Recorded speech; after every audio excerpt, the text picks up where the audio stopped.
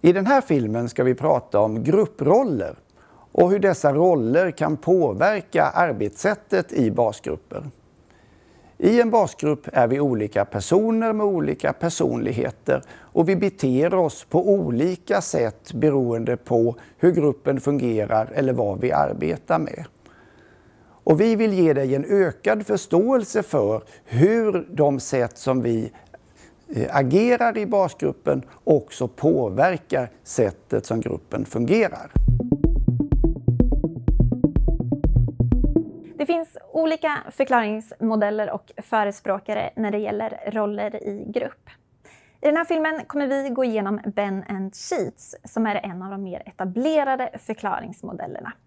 Men som med mycket annat så finns det givetvis fler förklaringsmodeller och ni hittar det i litteraturen om ni vill fördjupa er.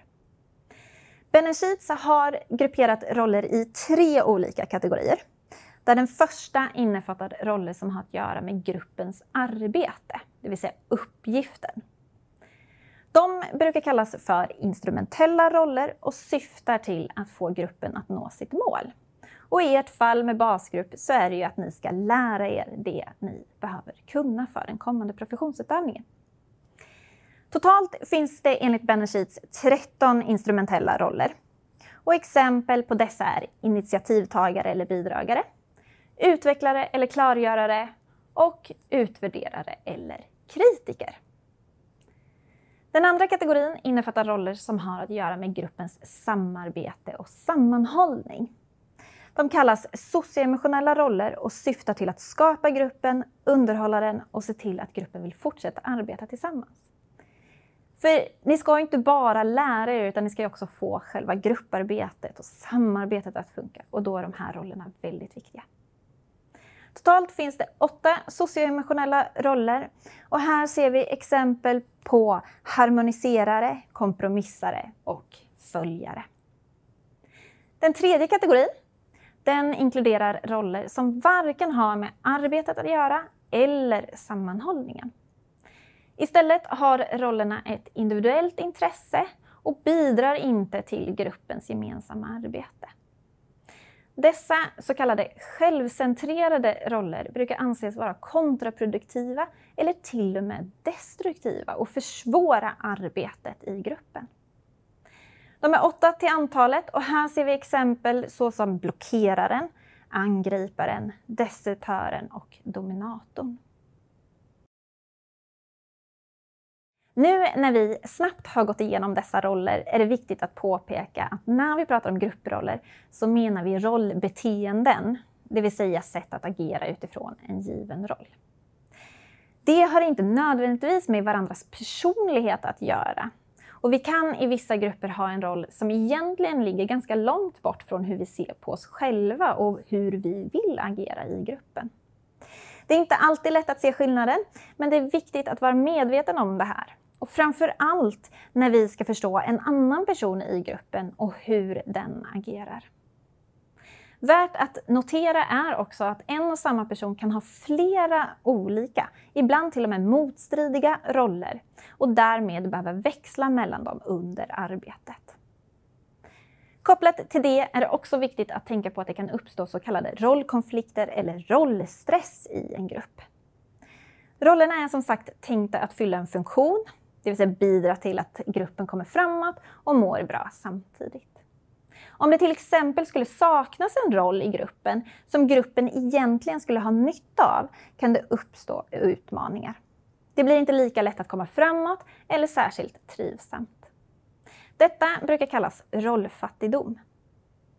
Likaså kan en enskild gruppmedlem hamna i en situation där man känner att man har fått en roll man inte riktigt trivs med, inte vet hur man ska leva upp till eller där ens sätt att genomföra rollen inte verkar stämma överens med de andras förväntningar.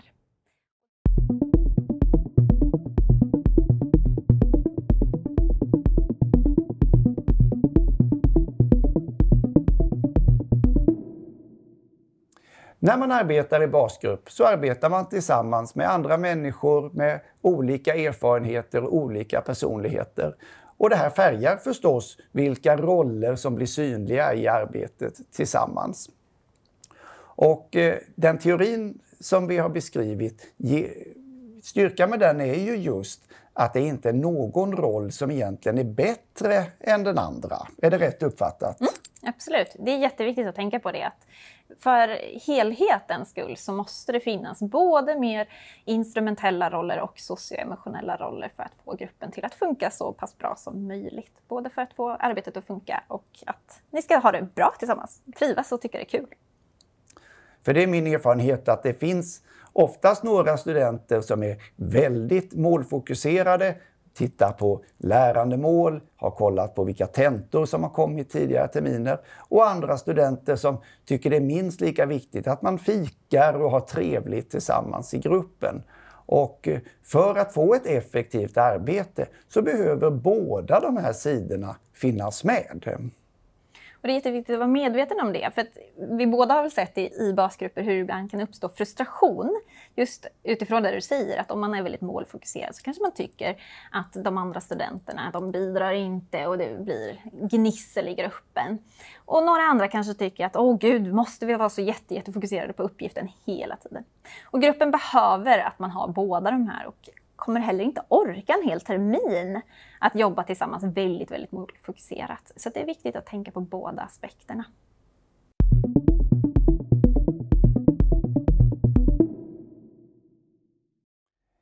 Om man tänker själv i de grupper man är i, så vet i alla fall jag att det är vissa roller som jag trivs bättre i, och det finns andra roller som ligger längre ifrån den personlighet som jag har.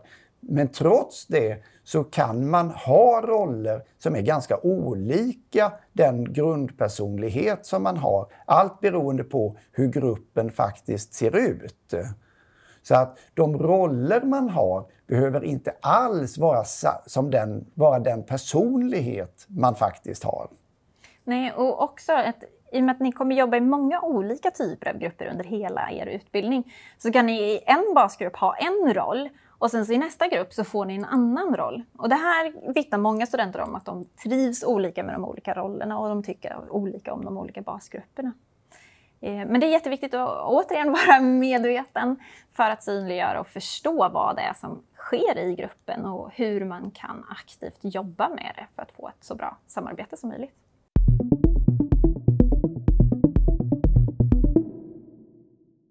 En möjlighet i basgruppsarbetet är ju att använda den återkommande utvärderingen till att faktiskt även prata om sådana här saker. Att prata om vem är det som driver, vem är det som kommer med nya idéer och vem tar upp att vi också måste fika och ha det trevligt i gruppen. Så att man faktiskt synliggör de roller som finns i alla grupper.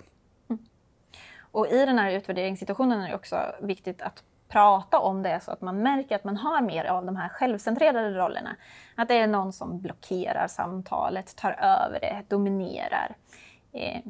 Ibland kan det ju vara så att vissa studenter pratar väldigt mycket om sina egna erfarenheter och det inte blir konstruktivt. Att man därmed blockerar samtalet för att lära sig kunskaperna man behöver. Så det är också viktigt att prata om det och ta gärna hjälp av er handledare då. För att många studenter tycker att det ibland är ganska obehagligt att ta upp de här frågorna och prata om dem. För att just det här med skillnaden mellan rollbeteende och personlighet, att det ibland kan kännas som att det blir ett angrepp. Så ta stöd av handledarna om ni tycker att det är en jobbig diskussion.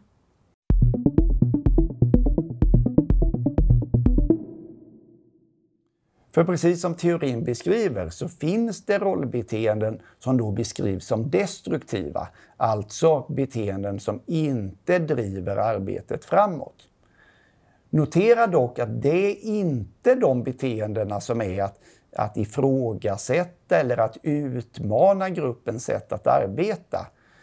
För att få en grupp att utvecklas, som vi beskriver i en annan film om gruppprocesser, så är konflikt en naturlig del av allt grupparbete och som är helt nödvändigt för att föra gruppens arbete framåt.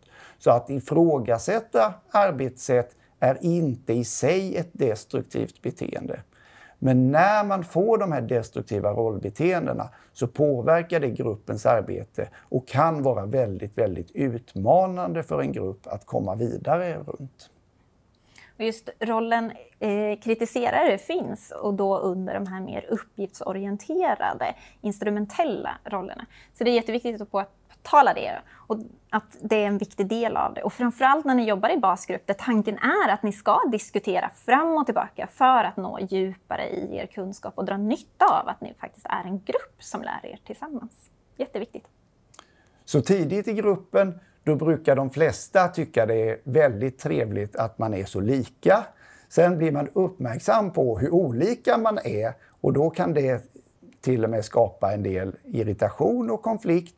Men när gruppen väl mognar så börjar man allt mer uppskatta att olika människor tar olika roller för att driva arbetet framåt och att man hjälps åt att se alla aspekter både av arbetet och av det ämne som man bearbetar.